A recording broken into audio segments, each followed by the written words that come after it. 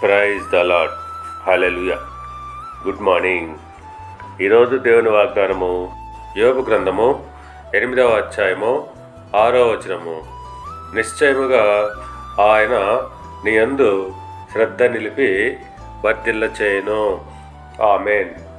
క్రీస్తునందు ప్రియ సహోదరి సహోదరులారా, యోబు స్నేహితుడకు బిల్దదు యోబుతో అంటున్నాడు, నిశ్చయముగా ఆయన నీ యందు శ్రద్ధ నిలిపి నీ నీతికి తగినట్లుగా నీ నివాస స్థలమును వర్ధిల్ల చేయును అని అంటున్నాడు.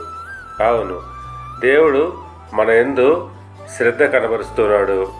ఎప్పుడైతే నీవు నీతి న్యాయములు అనుసరించి జీవిస్తుంటావో తప్పకుండా ఆయన నీ నివాస స్థలమును వర్ధిల్ల చేయును.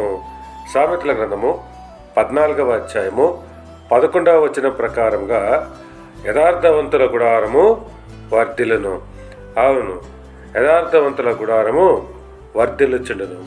కనుక ప్రియులారా, దేవుని యందు యథార్థమైన భక్తి కలిగి ఉన్నప్పుడు ఆయన తప్పకుండా నీ యందు శ్రద్ధ నిలుపును. దేవుడు నిన్ను దీవించి ఆశీర్వదించి వర్ధిల్ల చేయునుగాక. ఆమేన్.